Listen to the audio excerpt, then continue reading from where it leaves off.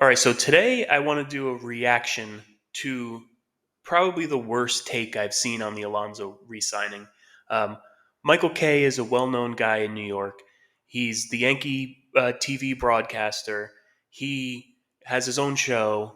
Used to be on more of a afternoon show, but it moved to be on his own, kind of in the midday, early afternoon. Uh, and really, he's a Yankee guy. He takes every opportunity to take shots at the Mets, which is fine if that's how you want to be. The problem is he says that he's objective and he says he's not a Yankee fan. He's just their broadcaster. But he takes every shot he can at the Mets while saying he doesn't. That's the biggest issue I see with him overall. Overall, I mean, he's not a bad broadcaster. His show is fine. He's a middling kind of guy. He went up against Francesa for years, and the whole thing was he could never beat him. And he did once, and it was a huge thing, and they celebrated. But honestly, at the end of the day, if you're going to have your opinion, you should just own it. And I don't think Kay does. He tries to sit on the fence while making just completely one sided takes. Um, so, with that, I just want to get into this video. It's his take on the Pete Alonso signing, which I really think is just ridiculous. But we'll get into it.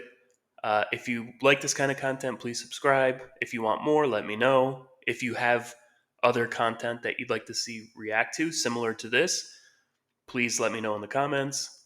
And I'm going to be stopping and starting because I want to give you my opinion as we go through. So, yeah, with that, we'll get started.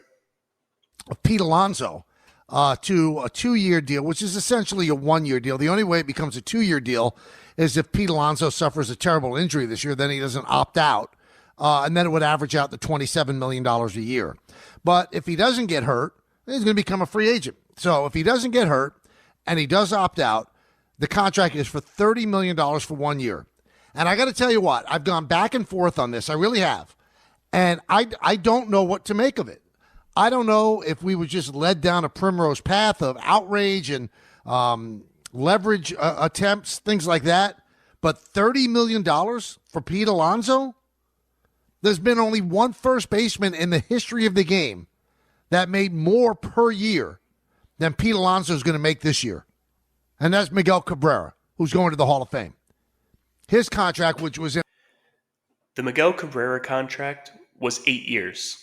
There's no comparison between basically what equates to a 1-year deal for Alonso and an 8-year contract given to Miguel Cabrera. There's no risk in this for the Mets. If he's bad this year, then maybe he doesn't opt out and you pay him $24 million next year. There's no risk long term. This is a short term something they needed to do. This is apples and oranges comparing Miguel Cabrera making $30 million and Pete Alonso making $30 million. You pay a premium on a 1-year deal. It's just how it works. It's how it's always worked, but he's acting like this is a brand new thing. You pay a premium for a 1-year deal. It's always been that way. Everyone else in the industry thinks it's a great deal, except for this guy. albatross for the last 4 or 5 years of it, averaged $31 million a year. Well, what the Mets did after holding firm, they were going to give him Albatross because it was 8 years. Pete Alonso's basically a 1-year, so 68 to $70 million for 3 years. That was it. That was the limit. So they looked at him as a $23 million a year player. Then they gave him 30 for this year. Now you can say, well, the Mets won because they only essentially have him for 1 year. That's one way to look at it. The other way is Alonso got $30 million for playing this. It's the only way to look at it, by the way. He's just talking to talk. That's the only way to look at it. This year. He's the highest paid first baseman in the game. Vladimir Guerrero will make $28.5 this year. Bryce Harper, who signed the contract when he was an outfielder, will make $27.5. Freddie Freeman, $27 million a year. Matt Olson, $22. And Christian Walker, $20. Of all of those, except for Christian Walker, by the way, and Vladimir Guerrero Jr., which is arbitration, those are all long-term contracts, all at least 5 years. So This argument doesn't hold any weight whatsoever. He's just talking just to talk. All better than Alonso, except maybe Walker. Every single one of them is better. Now I know salaries go up, contracts go up as time expires, as time goes on. So, but coming off a bad year, he got a $10 million raise. He made $20.5 million last year and had a subpar season where all of his metric numbers are going down. And he was able to wrangle a $30 million contract out of the Mets. So in that sense, he wins. Now, the way that he loses is that 2 years ago in 2023, when Billy Epler was the GM of the Mets, he turned down a 7-year, $158 million deal. So that averages out to Even just saying this completely dismantles his argument. It doesn't. First of all, it doesn't matter who wins and loses, right? I think it's really a win-win. Pete Alonso gets $30 million a year. The Mets only really have to commit to him for 1 year. This is a win for both sides. I don't see what the issue is here. This is a good deal for both sides. It doesn't make any sense to me. And the whole saying he was offered 7 years, 158. Pete bet on himself. He lost, right? But he's saying he was overpaid. So then, how did he lose? That's where his argument comes apart. If you're saying that he's overpaid, but then also saying he lost, what sense does that make? 22, a little under $23 million a year that he turned down. So last year would have been the first year of that contract. So he made 20 and a half last year, and this year he's going to make 30. So he's up to $50.5 million in 2 years. So he has 5 more years to make $108 million. So what he's going to try to do is put together a great year and not falter under the pressure of the last year of a contract and see if there's anybody out there that's going to bite. Now, remember, though, that the coming off season, the top first baseman on the market is going to be Vlad Guerrero Jr. So every team is going to pursue him. So Alonso's best chance is to be the second choice for a team that wants Vlad Guerrero. But Vlad Guerrero is going to be 20. In my opinion, that makes it a smarter move for Alonso and the Mets, right? The Mets just made a 1-year commitment where next year they can go after Vlad Guerrero Jr. if they want to. And for Pete Alonso, yes, he'll be the second best first baseman on the market. But all those teams that are going after Vladimir Guerrero Jr. who don't get him, let's say it's the same guys that went after Soto, the Yankees, the Mets, the Red Sox, the Blue Jays, the Dodgers maybe. Well, and all the teams that don't get him, there's going to be 5 or 6 teams that go for him that don't get him. Then Pete Alonso becomes an attractive option to them. So yes, he's not going to make the same amount as Vladimir Guerrero Jr., but it's actually going to up his value because now you're going to have teams that lose out that say, well, now we have to pivot and change to the next best option.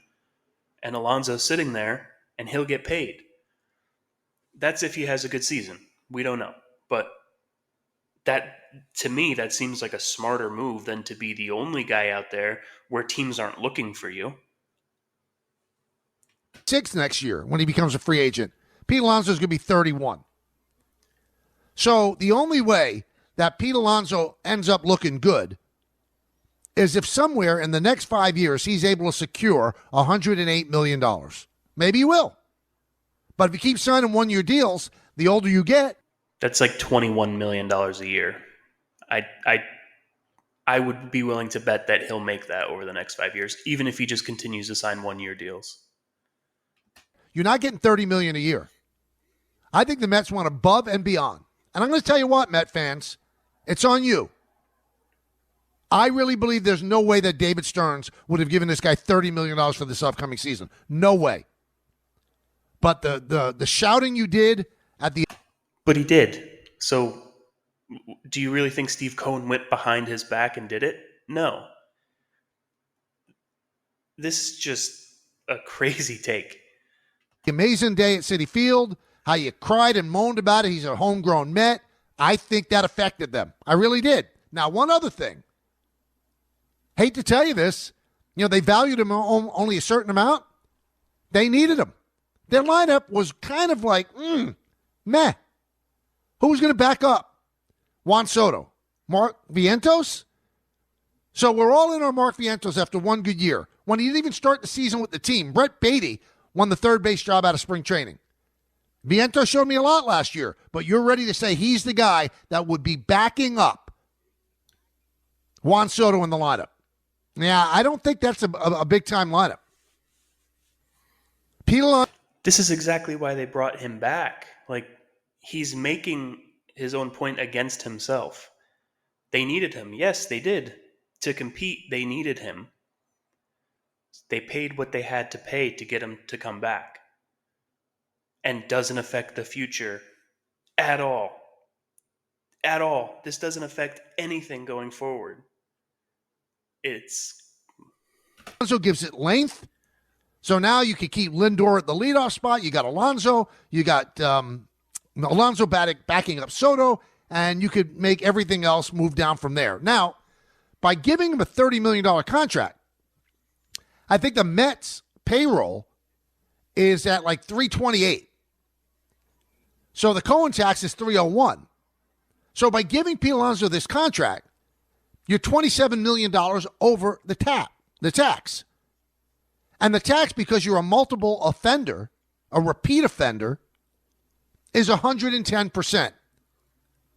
So this contract, with the Mets' largesse of, okay, we'll give them 1 year, you know what it cost them? The contract's going to cost them $57 million. 30 for what they're paying him, $27 million approximately for the tax penalty. You're paying Pete Alonso that? Do you think Steve Cohen cares about $50 million? Like, honestly, he makes that probably in a day. It doesn't mean anything to him. This is just, he's upset that the Mets are spending money.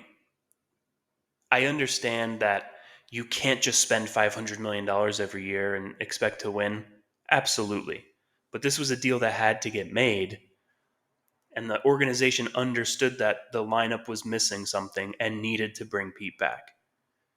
I don't think Steve Cohen really cares about $50 million. He really doesn't. Like, it doesn't really matter. He's going to make baseball decisions that make sense. This is a baseball decision that makes sense. Financially, does it make sense? Probably not. But he doesn't care. This makes sense if you want to compete this year. They had to do it. So he did it. They did it. Now you can say, well, maybe they'll get under the cap or the tax before the season starts. Well, you tell me how they're going to do that. Because even if they're able to move the entirety of Starling Marte's contract, what is that, 18, 19 million? They're still over the tax. So they have the second highest payroll in all of baseball. And can you honestly, Met fans, please call in. I want to talk about this because I'm at a cross. Second highest payroll, but still $50 million less than the Dodgers. Just throwing that out there. $50 million less. Crossroads with this. I'm not quite sure how to view what they did. 1-800-919-3776. Are they the best team in the National League East? Forget about the National League. We know the Dodgers are the best team on paper in the National League. But are they better than the Braves? Are they better than the Braves? Because I'll tell you what, Fangraphs playoff odds came out today. The Dodgers are at 19. I don't think they're better than the Braves, but they can compete with the Braves. This made them competitive with the Braves. Nobody's competitive with the Dodgers. I mean, competitive, you can beat the Dodgers in a series if you had to. You know, you're not going to be favored in it. You're probably not going to win. But does that mean you don't go for it? Does that mean that you just sit on your hands and waste a season because you're not going to win anyway? You still try to win. This doesn't make sense. This is coming from a Yankee fan who says you try to win a World Series every year, but we don't have the same right to go out and try to make our team the best we can. Like it doesn't. 98.2% to make the playoffs. Atlanta is 93%. The Yankees are 71.9%. The Phillies, 71.5%. Arizona, 61.2%. The Texas Rangers, 58.2%. And the Mets, 57.5%. They're not even the best team in their own division. And according to fans, Because it's the best division in baseball. See, he's looking at it from a Yankee perspective where they walk through the American League because the American League is weak. These numbers that he talks about mean absolutely nothing. This is just stats that go into a computer, and this is what should happen, right? There's also a Fangraph thing that came out today that gave the Mets tied for the third highest win total projection. It's only 88 wins. The Dodgers, I think, were at 97 or 98. The Braves were at 93. And then tied at 88 were the Mets, the Yankees, the Phillies, and I think there was one other team. I forget who it was.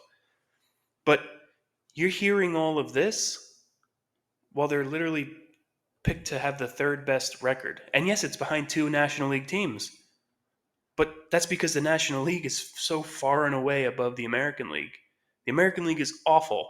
The only reason the Yankees are relevant is because they play in an awful league. They're not good. The American League is not good. The National League is strong. The National League East is strong. So yes, you're going to have an uphill battle. You're going to have to fight to make the playoffs. 3 teams from the NL East are probably going to be in the playoffs.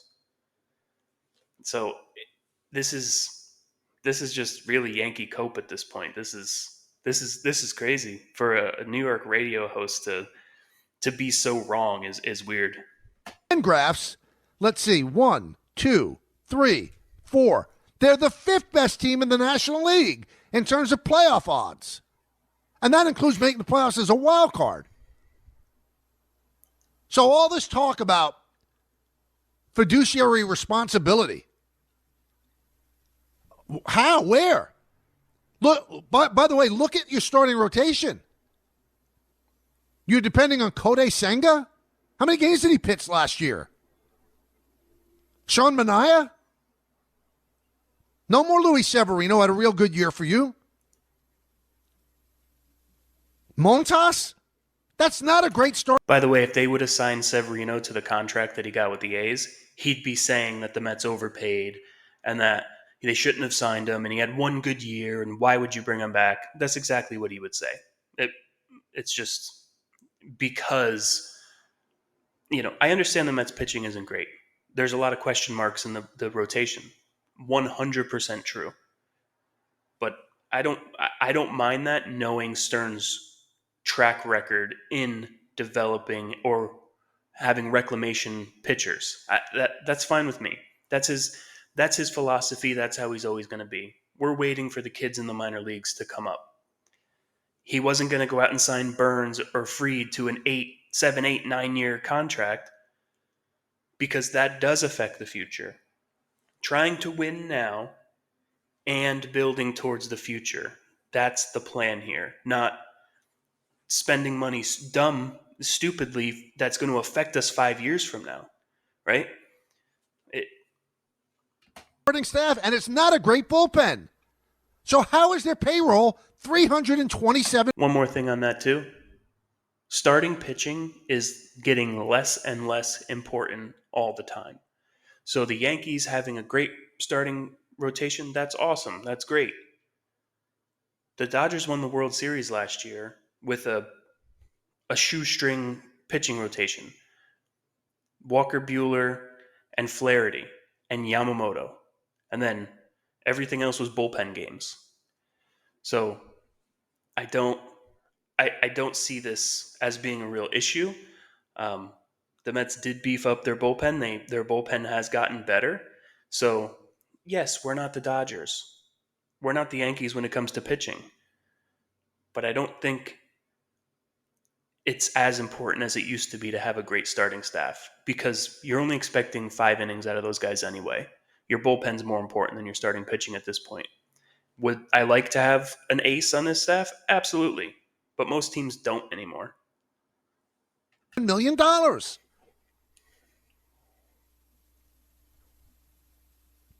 So I guess they're trying to get closer to at least getting 89 to 90 wins, which might assure them of a playoff, and then anything could happen, as was proven last year. Because what they did as they waited for Pete Alonso to actually make up his mind, what? They added Jesse Winker? They brought him back? What's the major move they made? Harrison And AJ Minter for the back end of the bullpen.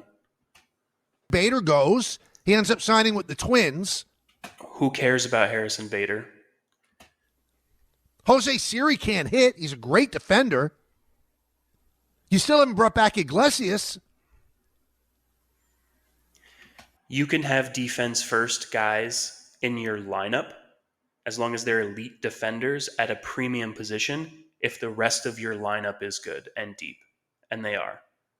They don't mind having a guy who's a light hitter in center field because he gives you spectacular defense. That's a luxury when you have a deep lineup where everyone can hit and not just focusing on one or two guys in your lineup. So getting Soto was great. Absolutely great. I'm sorry, it was. There's no other way to look at it. Don't let anybody spin it any other way. Getting Soto is brilliant. I don't care if in 8 years you're going to regret that contract. The next 8 years, they're going to be golden. That's how good this guy is. Don't let anybody tell you differently. Don't let Yankee fans play the hater. Bottom line is he's a great hitter, bad fielder, bad base runner. But he is an unbelievable player. Even with the compliment, he has to throw in the negatives, which is fine. You can do it. But he's talking out of both sides of his mouth here. It's a great deal. Oh, it's a great deal. In 8 years, you're not going to like it. He doesn't play defense. He can't run the bases. But you're going to love him. Shut up. With a high WAR. So he gives value to the team. They paid top dollar for a top player who's going to the Hall of Fame. But you tell me how a team with pedestrian pitching at best, a pedestrian bullpen at best, is a three. Not pedestrian at best. Pedestrian at worst. Good at best. Just throw that out there. $328 million team. That's how money well spent. That's not the reputation of David Stearns. So to recap, getting Alonso for essentially 1 year is great because he's 30 years old. Great. But boy, did you pay a high premium for that 1 year. You think he's a $23 million a year player. You gave him $7 million more for 1 year. And he has insurance. Who cares? We're not the Yankees. We don't care about budgets. We sign who we want to sign if it makes the team better. This is what the Yankees used to do. They just don't operate that way anymore, which is fine. You don't have to. But you can't just now say it's wrong for other teams to do it. Against a really bad injury. Why do I care about Steve Cohen's money? If he's willing to do it and he's a smart businessman, why would I care? Why would that bother me that we're overpaying for Alonso? Who cares? Overpay for everyone. It's not coming out of my pocket. Well, I guess it is if I want to buy a hot dog at the game, but it doesn't matter. It does not matter to me how much money they spend on Alonso. It's so weird to worry about how much money someone makes. I don't care. Why do you care? Because he'll get $27 million next year if he doesn't opt out. 24, not 27. That is a lot of money to spend on a team that right now, today, as we enter today, the Mets are 57.5% chance of making the playoffs. That's not money well spent. The Dodgers at And expected to have the same record as the Yankees, by the way. And the third best record in baseball. 380. And you know what that bought them? A 98.2% chance of making the playoffs. I don't know because they were talking tough. The most they'd give him is 68 to 70 for 3 years. They supposedly offered him at the end with Steve Cohen and Stearns and Boris and Alonso met down in Tampa as Cohen was going down to the owners' meeting, and they didn't come away with a deal, but they had the framework of one. And I think the Mets went up to 3 years, $71 million, and Alonso said no to that. I'll take the 2 years with the $30 million for Pete Alonso, a one-dimensional player. Yeah, I'm pretty sure the Yankees pay like almost $30 million a year for Giancarlo Stanton, who all he can do is hit home runs. Like, what are you even talking about right now? Dimension is a big one. He can hit a lot of home runs. Not a great first baseman, clogs up the bases. What are we doing? I don't care if it's for 1 year. $30 million for that player is a hell of a lot of money. A hell of a lot of money. Good for the Mets. They get some length in their lineup, but I'm telling you what, they paid Maserati prices for essentially a Nissan. Not a bad car. Nissan's a nice car. Top-level Nissan is really good. Not a Maserati. They're paying Maserati prices for a Nissan. Good deal? I don't know. Oh, you can say, well, it's not. They didn't buy the car. It's a lease. Oh, okay. They're leasing Maserati prices for a Nissan. Or for you older listeners, a Datsun. 1-800-919-37. Okay, strange. If you have it like that, if you have it like Steve Cohen has it, he doesn't care whether it's a Nissan or a Maserati. If it's what he needs at that moment, he'll pay the price. You can't say the same about other teams, especially the Yankees. All right, this is all this really boils down to at the end of the day is the Yankees are so against going over that Cohen tax that they just refuse to fill any more holes, which is fine. That's their prerogative. They can do that. If they think they have a team good enough to go out and win, that's fine. But the Yankee fans aren't happy about that. They feel like they need another infielder. They feel like they need a third baseman. So why? And so this is where this is all coming from. This is Michael Kay as a Yankee fan complaining that another team is doing what he wishes his team would do. That's all it is. He's talking for the Yankee fans here. And that's fine. You can disagree. But he doesn't actually disagree. He just wishes his team would do it. And that's what this all boils down to. He's mad. And that whole big brother, little brother thing in New York is overblown. The Yankees are still the top dog in New York right now. But the Mets aren't the joke anymore. They're just not. You could say that they are all you want, but they're not. They're not the joke anymore. Steve Cohen's done that. David Stearns has done that. They're not a joke. Yankee fans don't know how to deal with that. I wasn't alive in the 80s, but I always hear that in the 80s, New York was a Mets town. My dad was a Met fan in the 80s. Like, I've always heard that. In the 80s, it was a Mets town. We're not there yet. This isn't a Mets town yet. But if the Mets start winning, it will become that. Because as I've always seen, when the Mets are good, everyone's a Met fan. When the Mets are bad, everyone likes to joke, the Mets are stupid, LOL Mets, right? When they're good, everyone jumps on the bandwagon. And that tide is starting to turn. It's never going to be a Mets town completely. The Yankees, 27 championships. Babe Ruth won 50, won half of their championships before, the sport was integrated and there was no, there was like 12 teams. But yeah, those count too. That's really it. I don't even hate the Yankees. That's the crazy thing. I'm not even a Yankee hater. But things like this, where it's so just obviously biased, makes me hate the Yankees. It makes me cringe. It's cringy. At the end of the day, whether you're a Met fan, Yankee fan, we can all agree or we can disagree. It really doesn't matter. It's just, I think we need to be more honest, right? And yes, there's plenty of Met fans and Met creators and all that are completely delusional and think that everything we do is great and everything the Yankees do is bad. It shouldn't even be that way. We shouldn't even worry about each other. But this is just an example of just a Yankee homer take, and he's going to hate everything the Mets do. See, even when he talks about Soto, yeah, it's a great signing, it's amazing. Don't let anyone tell you it's not. He can't play defense, and you're going to regret that deal in 8 years. But it's great. It's great. It's great. Even that is kind of it's an underhanded compliment, which is fine. I don't begrudge anyone for having their own opinion. But when your opinion is this bad, it has to be called out. And that's what the whole point of this was. It's just not it's lazy. It's a lazy thing to do. It's just to hate. It's just to be a contrarian. Everyone else loves the deal, so I'm gonna hate it. So that's really all I got. If you like this kind of stuff, comment. Let me know if there's other stuff you want me to react to, or if you like it. If you don't, give me a subscribe, give me a like, and until next time, let's go Mets.